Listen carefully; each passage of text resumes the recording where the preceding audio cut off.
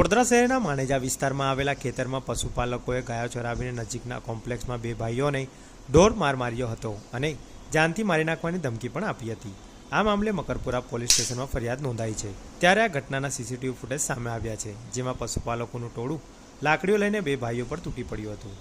વડોદરા શહેરના જાંબવા ગામમાં રહેતા નિશિત પટેલે મકરપુરા પોલીસ સ્ટેશનમાં નોંધાવેલી ફરિયાદમાં જણાવ્યું છે કે ગત તારીખ 27 જુલાઈના રોજ સાંજના 5:30 થી 6 વાગ્યાના અરસામાં હું અને મારો મોટો ભાઈ બ્રજેશ માણેજા વોલ્ટેમ કંપની પાછળ આવેલા અમારા ખેતરમાં કામ કરતા હતા। તે વખતે જસોદા કોલોનીમાં રહેતા મોહન ભરવાડ તેની સાથે ગાયો અને ભેંસોનું ટોળું લઈને અમારા ખેતરમાં ઘૂસી આવી ગાયો ભેંસો ચરાવવા લાગ્યા હતા। ફરિયાદીએ પશુ ચરાવનારને કહ્યું હતું કે આ ઘાસ મેં મારા પશુઓ માટે ઉગાડ્યું છે, આ તમે ખોટું કરો છો।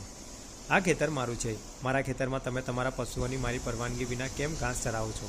તેમ કહેતા મોહને મને કહ્યું હતું કે આ ગાયો ભેંસો દરરોજ અહીં ચરાવીશું, તમારાથી થાય તે કરી લો, તમને અહીં રહેવાની મજા નહીં આવે એમ કહી મારા ખેતરમાં મોહન ભરવાડે ગેરકાયદે પ્રવેશ કરીને મારા ખેતરમાં ઉભેલા પાકને આશરે 2000 રૂપિયા નુકસાન કર્યું હતું।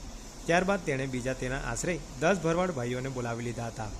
આ વખતે મોહન ભરવાડના હાથમાં લાકડી હતી અને તેને બોલાવેલ ભરવાડો પૈકી ગોવિંદ ભરવાડ, રઘુ ભરવાડ, ચોથા ભરવાડ વિઠ્ઠલ ભરવાડ અને અજાણ્યા બીજા 4-5 લોકો પણ ત્યાં આવી ગયા હતા અને તેઓના હાથમાં લાકડીઓ હતી, જેથી અમે બંને ભાઈઓ ગભરાઈ ગયા હતા અને તેમના મારથી બચવા માટે નજીકમાં આવેલા યોગી ફ્લોરેસા કોમ્પ્લેક્સમાં જતા રહ્યા હતા, તો તેઓ પણ ત્યાં આવી ગયા હતા। આ ભેગા થયેલા મોહન ભરવાડ તથા તેમના માણસોએ મને અને મારા ભાઈને ગાળો આપી હતી અને આ માણસોએ તેમના હાથમાં રહેલા લાકડીઓ વડે મને અને મારા મોટા ભાઈને માર માર્યો હતો, જેથી હું અને મારો ભાઈ ઈજાગ્રસ્ત થયા હતા। આ લોકોએ અગાઉ પણ આ ખેતરમાં અમારા કુટુંબીઓને માર માર્યો હતો, તેમ કહી અમે બંને ભાઈઓની હાલત પણ એવી કરી નાખીશું, તમારે જે કરવું હોય તે કરો તેવી ધમકી પણ આપી હતી અને આ બધા ભરવાડો ભેગા મળીને લાકડીઓ વડે તેમજ ગડદાપાટુનો મૂઠમાર માર્યો હતો।